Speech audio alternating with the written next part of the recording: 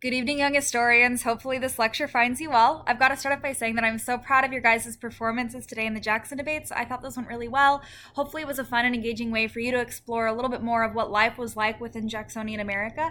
And I would encourage you, as always, to engage with your parents in a discussion like this. See if they want to keep Jackson on the 20 or not, and see if you can't maybe challenge their thinking in one way or another. See if you can't maybe, I don't know, take something home and teach them.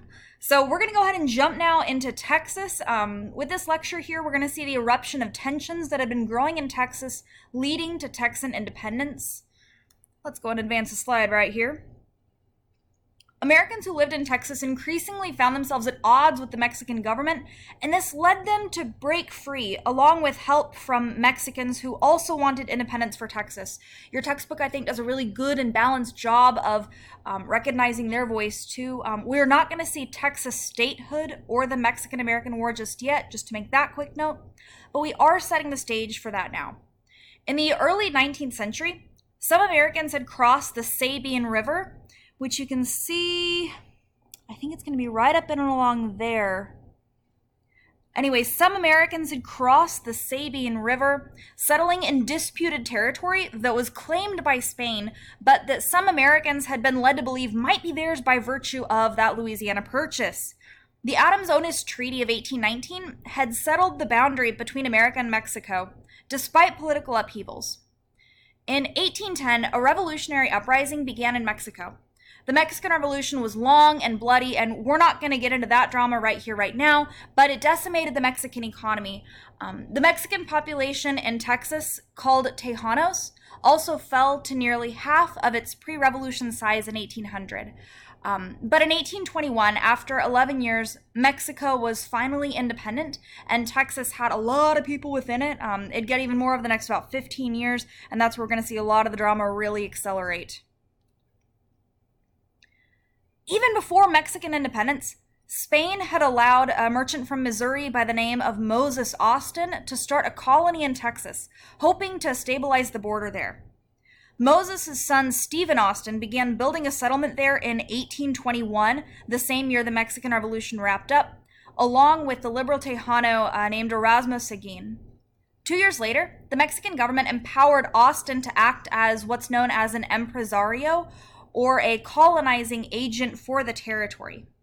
By 1835, something like 27,000 American colonists had arrived, bringing about 3,000 slaves with them.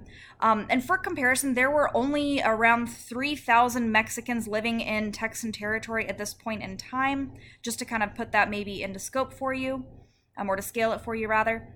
Generally, Americans ignored the rules that the Mexican government laid down.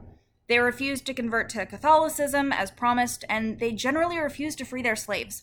Mexico had banned the institution already by this point, and American immigrants often would relabel their slaves as, quote, indentured servants. All this occurred despite Mexican concerns over illegal American immigration, and it's always interesting to approach this point in content given recent political events. Mexico was concerned by ever-increasing numbers of Americans flooding into Texas, and they're concerned increasingly over time also with Americans' tendency to flout the rules. Mexico had tried to close Texas to further American immigration around 1830. The government rerouted trade routes away from American communities, and they stationed more soldiers in Texas, but revolts broke out, some revolts assisted by Tejanos, who chafed against increased Mexican rule or increased control by the central government. A group of American colonists began to call for autonomy or power over themselves, power over their own territory within the Republic of Mexico. That next year, the War Hawks, we've seen that vocab word before, haven't we, organized an army under the command of Sam Houston, and sent Austin, who was more peaceful-minded at first, and we're talking here of Stephen Austin, to Mexico City to negotiate. After Austin was arrested and jailed for quite some time, I think your textbook says 8 months, he and others determined that war was the only recourse, especially as Santa Anna cracked down on dissent and attempted to institute greater national control within Texas. Throughout 1835 and 1836, Texians, as the Americans in Texas were called, fought pitched battles with Mexican troops. They took command of the Alamo Fortress in 1835 and occupied the town of Goliad. Meanwhile, a Texian envoy traveled to Washington, D.C. to try to secure American support for the insurrection. The U.S. government did end up providing arms and supplies to help the Texan cause. This is one can that Jackson really kicks down the road. We're going to see a lot more between America and Texas in the 1840s.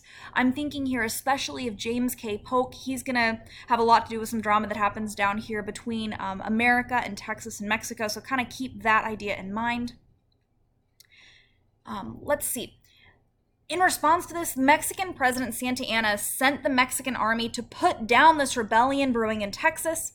They captured the Alamo, they killed its defenders in March of 1836, and remember, the Alamo became a rallying cry for Texas independence, spurred by American newspapers who also drew on anti-Catholic sentiment and these romantic notions of sacrifice in battle thanks to the Alamo. The phrase, "remember the Alamo," stuck around throughout the war with Mexico about a decade later. Later, in March of 1836, Goliad surrendered also, with all troops there executed as well. And your book has some key details about the Alamo and Goliad. You will be reading more about those if you've not already. On to our last slide. This is going pretty quick, huh? By this time, Texian leaders had already declared the Republic of Texas to be independent, and they'd already adopted a constitution. Some of it's going to be modeled on the American Constitution. In April, Houston defeated Santa Anna at the Battle of San Jacinto, executing hundreds of Mexican prisoners. The next day, Santa Anna was captured, and he was forced to sign the Treaty of Velasco, promising to end the war and to recognize Texas independence. Sam Houston was elected president of the new republic.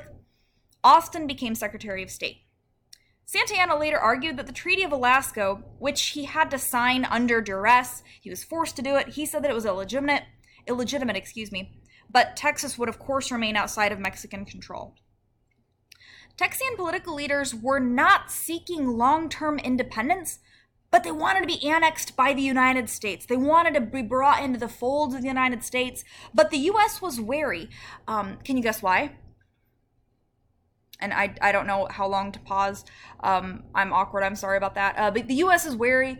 A lot of Americans are worried about the consequences of adding what would most certainly be a slave state, and they're particularly worried about that because it would shift the balance of power in the Senate, where you've got two people from each state. They're concerned as well about the interference in Mexican-American trade that adding Texas might cause. How is Mexico going to look at it if here it is, Texas becoming independent through rebellion, and then America takes this territory immediately as a state? This could cause some drama that we really want to avoid. It might not be worth it. At this point in time, America recognized the Republic of Texas, but that was all. War with Mexico would come within a decade, and I've been doing an awful job about talking about images here. Up here, this cool cat right here, that is Santa Anna himself, and this is more of an older internet meme. That might be a little bit before your guys' time, but he's a sneaky little snake. Texas is a little bit of a sneaky snake. It's trying to come into the Union.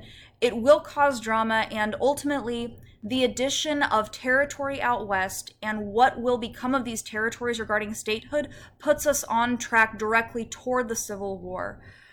And here down here, we have some slaves who are picking cotton. Cotton as a cash crop all throughout the South. Cotton as an agricultural commodity. Obviously had a tremendous role within the institution of slavery, helped to prolong slavery, the cotton gin, things like that. We'll be talking a little bit more about that in class as we go through period 4. We're going to be addressing slavery a lot more head-on, along with a couple other cultural and social changes and trends. So that is Texas in a nutshell. We're leaving it here in the mid-1830s. We're going to pick it back up again about a decade later. We're going to see Texas become a state. We're going to also see war with Mexico. And then about 10 years past that, we will see the Civil War itself. So thank you so much for tuning in. There we are, clocking in at under 10 minutes. I hope you have a wonderful rest of your night. Make sure that you drive safely this week as we are expecting snow, and I look forward to seeing all of you tomorrow. Have a good night.